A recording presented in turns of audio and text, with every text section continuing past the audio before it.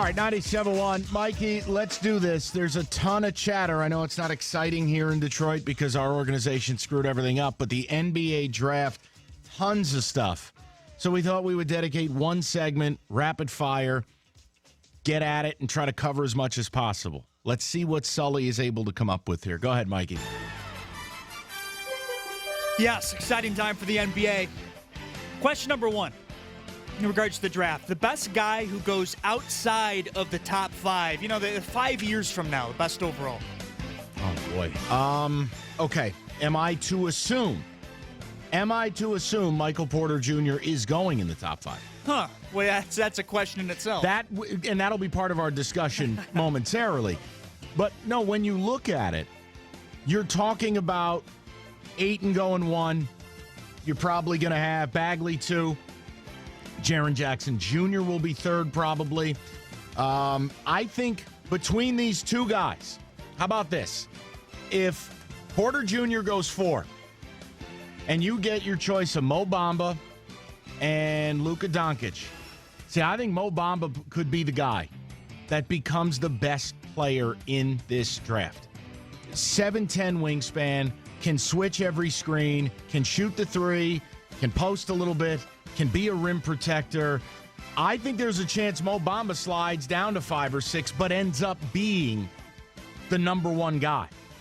That would be my choice.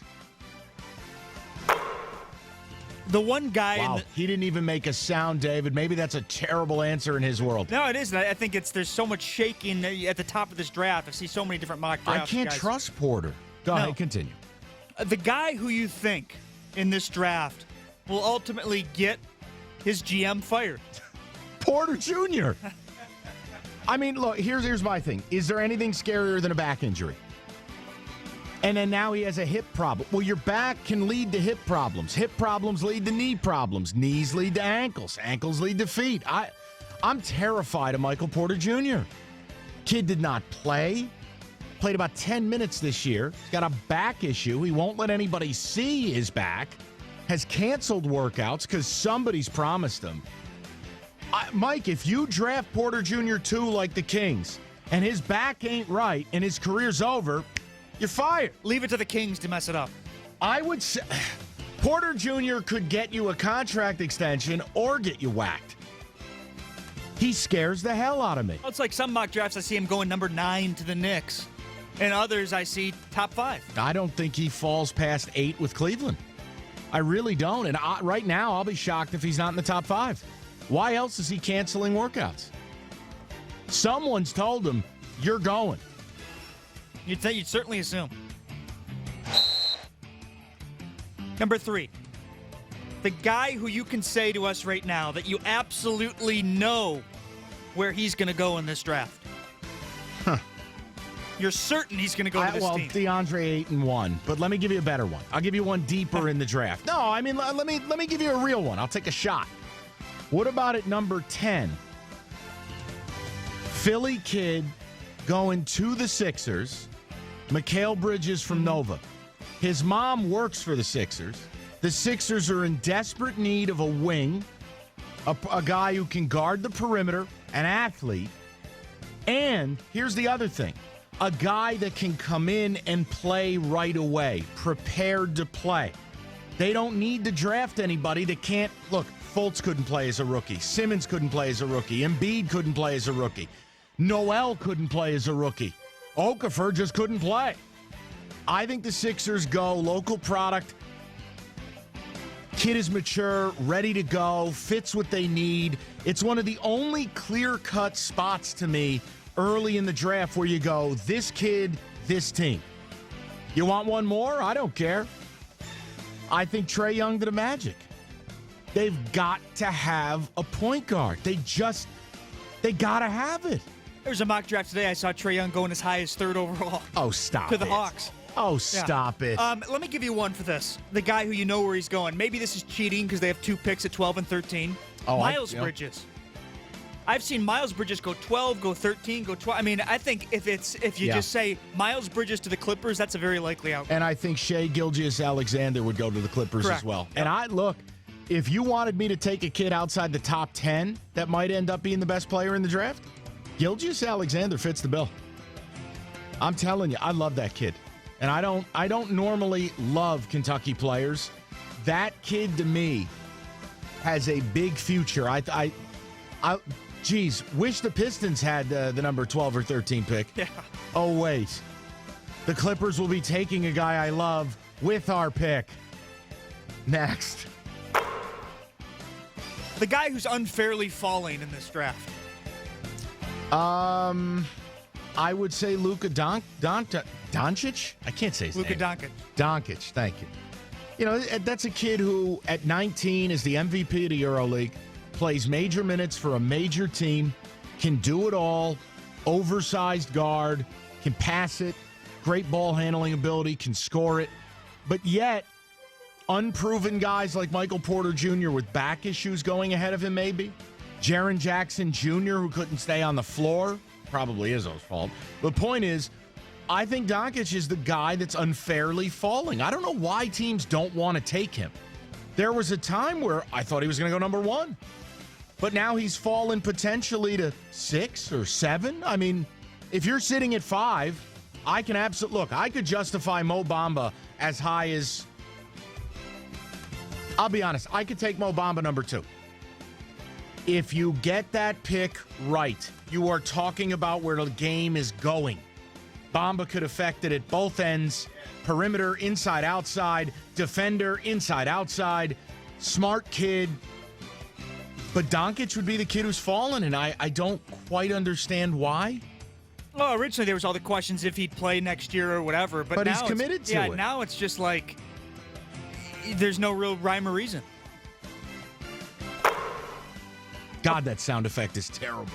Oh, that's one of the best sounds in sports. That and like a golf ball dropping into a hole. Opposite. The guy you think it's silly that he's rising so much in this draft. Is it wrong that Michael Porter Jr. is like the answer to all of these? Yeah. No, I mean, I don't understand. Oh, if he played and if he didn't have a bad back, he'd be the number 1 pick. Yeah, but he didn't play. He did have back surgery. He does have questionable medicals. You want me to go somewhere else? How about this one? Here's a guy rising that I don't quite understand. What about Kevin Knox from Kentucky? There's a kid that could creep into the top 10 of the draft, and I have to be honest with you, I don't get it. I really don't understand it. So if you won't let me say Porter Jr., I'd say Knox. A lot of people saying Philadelphia at number 10 for him. Totally possible. I just think the Mikal Bridges thing really works for them. What about DiVincenzo? This was a guy originally projected to go in the second round. Now he's, sure. I see 17, 18th overall. Yeah, it's almost kind of like what happened to Dion Waiters. You know, someone gave this kid a promise, and I think all the writers are guessing who it is, and inevitably it'll be higher than you expected. I think there's 2 guys that got promises here outside of the top 15. I think DiVincenzo's got a promise, and I think the Ginger Mamba, Herder, the kid from Maryland, has a promise. Because those were 2 kids that I didn't think should stay in the draft. I thought they should come back and next year be lottery picks. Somebody promised them, and I think their agents, their representatives, happy where they won't go to a terrible team. And look, for some players, it's better to go to a good situation. Like a guy like Marvin Bagley wants to go to Sacramento, wants to go number 2, wants to put up 20 and 10. But for a guy like Herder or DiVincenzo, I think it's better to go to a playoff team, be brought along slowly, have a carved-out role. I think both of those dudes have promises. But I can't guess where it is. But you're right. DiVincenzo was like all of a sudden shooting up 28, the draft board. 24, 23. Now, you're right. Now he's up to like 17. Yeah, 18 to the Spurs. It's like Dion Waiters, man. Somebody promised this kid. And lastly, you have sort of a mystery man for this draft, a guy who maybe a lot of people don't know about that you could see doing really well. How deep into the pile do we want to go? I'll tell you, the kid would be Mitchell Robinson. 7-footer. There was some kind of hokey pokey with his recruitment. I think Rick Stansberry was the head coach at Miss State. He went to Western Kentucky, and this kid followed him. Got ruled ineligible, left Western Kentucky, did not play his freshman year, still entered the draft. You're talking about a 7-footer who it's like an Anthony Davis deal now. Went through a huge growth spurt.